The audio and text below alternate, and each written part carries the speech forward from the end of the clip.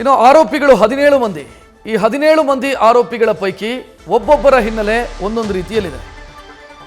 ಇದರಲ್ಲೊಬ್ಬ corporate ಆಗಬೇಕು ಅಂತ ಕನಸು ಕಂಡಿದ್ದಂತೆ ಈಗ ಅರೆಸ್ಟ್ ಆಗಿದ್ದಾನೆ. ಕಾರ್ಪೊರೇಟರ್ ಆಗೋದಕ್ಕೆ ರಾಜಕೀಯವಾಗಿ ಸಿದ್ಧತೆಯನ್ನು ಮಾಡಿಕೊಂಡಿದ್ದ ನಾಗರಾಜ್ ರಾಚಯ್ಯ ಕಾಂಗ್ರೆಸ್ನಲ್ಲಿ ಗುರುತಿಸಿಕೊಂಡಿದ್ದ, ಸಕ್ರಿಯವಾಗಿ ಇದ್ದ. ಮೈಸೂರು ಮಹಾನಗರ ಪಾಲಿಕೆಯ 21ನೇ ವಾರ್ಡ್ನಿಂದ ಸ್ಪರ್ಧಿಸೋದಕ್ಕೆ ತಯಾರಿಯನ್ನು ಮಾಡಿಕೊಂಡಿದ್ದ.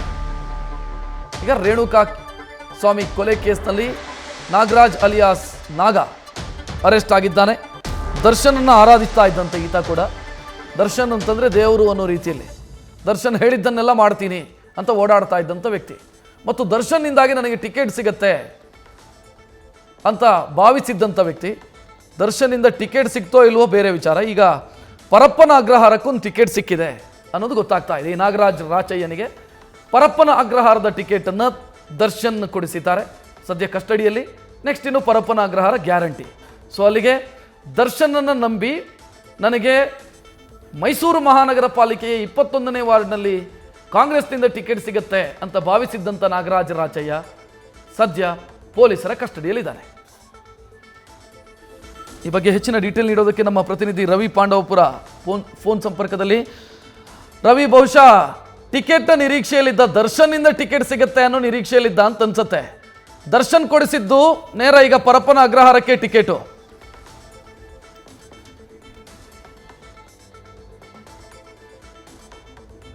ರವಿ, ನನ್ನ ಧ್ವನಿ ಕೇಳ್ತಾ ಇದೆಯಾ? ಸಂಪರ್ಕ ಸಾಧ್ಯ ಆಗ್ತಾ ಇಲ್ಲ. ನಾಗರಾಜ್ ರಾಚಯ್ಯ ಮೈಸೂರು ಮಹಾನಗರ ಪಾಲಿಕೆ 21ನೇ ವಾರ್ಡ್ನ ಕಾಂಗ್ರೆಸ್ನ ಟಿಕೆಟ್ ಆಕಾಂಕ್ಷಿಯಾಗಿದ್ದ.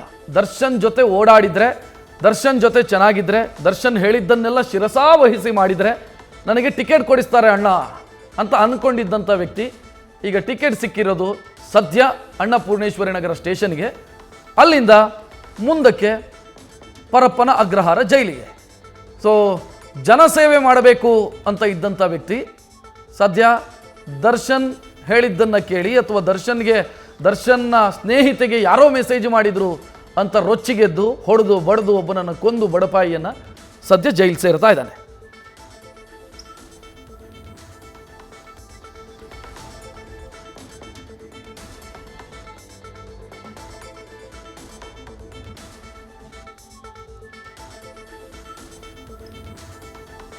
ಇನ್ನು ಈತನ ಪಾತ್ರ ಏನು ಈ ಕೇಸ್ನಲ್ಲಿ ಅನ್ನೋದಕ್ಕೂ ಕೂಡ ತನಿಖೆ ಸಂದರ್ಭದಲ್ಲಿ ಗೊತ್ತಾಗಿದೆ. ಚಿತ್ರದುರ್ಗದಿಂದ ರೇಣುಕಾ ಸ್ವಾಮಿಯನ್ನು ಕರೆಸ್ಕೊಂಡಿದ್ದ ಈ ನಾಗರಾಜ್ ಅಂತೆ ಕಾಂಗ್ರೆಸ್ನಲ್ಲಿ ಸಕ್ರಿಯನಾಗಿ ಓಡಾಡ್ತಾ ಇದ್ದ. ರಾಜ್ಯ ಕುರುಬರ ಸಂಘಕ್ಕೆ ಮೈಸೂರಿನಿಂದ ಸ್ಪರ್ಧಿಸಿ ನಿರ್ದೇಶಕನೂ ಕೂಡ ಆಗಿದ್ದ. ಮೈಸೂರು ಮಹಾನಗರ ಪಾಲಿಕೆಯ 21ನೇ ವಾರ್ಡ್ನಿಂದ ಸ್ಪರ್ಧಿಸೋದಕ್ಕೂ ಕೂಡ ಸಿದ್ಧತೆಯನ್ನು ಮಾಡಿದ್ದ. ನಾನು ಆಗಲೇ ಹೇಳಿದೆ, ದರ್ಶನ್ ಮೂಲಕ ಟಿಕೆಟ್ ಸಿಗತ್ತೆ ಅನ್ನೋದು ಆತನ ನಿರೀಕ್ಷೆಯಾಗಿತ್ತು. ಬಟ್ ಈಗ ಟಿಕೆಟ್ ಸಿಕ್ಕಿರೋದು ಬೇರೆ ಕಡೆಗೆ. ರವಿ ಪಾಂಡವಪುರ ನಮ್ಮ ಪ್ರತಿನಿಧಿ ಫೋನ್ ಸಂಪರ್ಕದಲ್ಲಿ. ರವಿ, ನಾನು ಅದೇ ಹೇಳ್ತಿದ್ದೆ, ಜನಸೇವೆ ಮಾಡೋದಕ್ಕೆ ಟಿಕೆಟ್ ಸಿಗತ್ತೆ ದರ್ಶನ್ನಿಂದಾಗಿ ಅಂತ ನಿರೀಕ್ಷೆ ಇಟ್ಕೊಂಡಂಥ ವ್ಯಕ್ತಿ ಪರಪ್ಪನ ಅಗ್ರಹಾರದಲ್ಲಿ ಮುದ್ದೆ ಮುರಿಯೋದಕ್ಕೆ ಟಿಕೆಟ್ ಪಡ್ಕೊಂಡಿದ್ದಾನೆ. ಖಂಡಿತವಾಗ್ಲು ಕಾರ್ಪೊರೇಟ್ ಆಗ್ಬೇಕು ಅಂತ ಅನ್ಕೊಂಡವ್ರು ಈಗ ಕಂಬಿಯನ್ನ ಹೆಣಿಸ್ಲಿಕ್ಕೆ ಮುಂದಾಗ್ತಿರೋದು ಮಾತ್ರ ವಿಪರ್ಯಾಸ. ಕೊಲೆ ಕೇಸ್ನಲ್ಲಿ ನಟ ದರ್ಶನ್ನ ಪರಮಪ್ಪ ಈತ ಮ್ಯಾನೇಜರ್ ಅಂತಲೂ ಕೂಡ ಹೇಳಲಾಗಿದೆ. ಈತ ವಾಸ ಇರ್ತಾನೆ. ರಾಚಯ್ಯ ಅವರ ಪುತ್ರ ನಾಗ ಅಲಿಯಾಸ್ ನಾಗರಾಜ್ ಅಂತ ಹೇಳಿ ಈತನ ಹೆಸರು. ಈತ ದರ್ಶನ್ ಅವರ ಜೊತೆ ಕಳೆದ 15 ವರ್ಷಗಳಿಂದ ನಿರಂತರವಾಗಿ ಒಡನಾಟ ಅಥವಾ ಸಂಪರ್ಕದಲ್ಲಿದ್ದಾನೆ. ದರ್ಶನ್ ಅವರ ಅತ್ಯಾಪ್ತ ಅಂತ ಹೇಳಿದ್ರೆ ತಪ್ಪಾಗ್ಲಿಕ್ಕಿಲ್ಲ.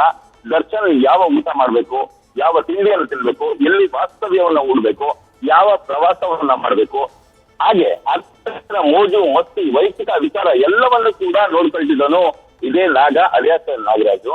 ಈ ನಾಗರಾಜು ಸದ್ಯ ಮೈಸೂರು ತಾಲೂಕಿನ ಕೆಂಪೇರಿನ ಉಂಡಿಯಲ್ಲಿರುವಂತಹ ತೋಟದ ಮನೆಯ ನಿರ್ವಹಣೆಯನ್ನು ಕೂಡ ಈತ ಮಾಡ್ತಾ ಇರ್ತಾನೆ. ದರ್ಶನ್ ಅಭಿಮಾನಿಗಳ ಸಂಘಗಳಿಗೆಲ್ಲ ಈ ನಾಗರ ಸಂಪರ್ಕ ಇರುತ್ತೆ. ಈತ ಸಂಪರ್ಕದ ಸೇತುವೆಯಾಗಿ ಕೆಲಸವನ್ನ ಮಾಡ್ತಾ ಇರ್ತಾನೆ. ಇನ್ನು ದರ್ಶನ್ ಕೂಡ ಅತಿಯಾಗಿ ನಂಬಿದಂತಹ ವ್ಯಕ್ತಿ ಅಂದ್ರೆ ಇದೇ ನಾಗರಾಜ್.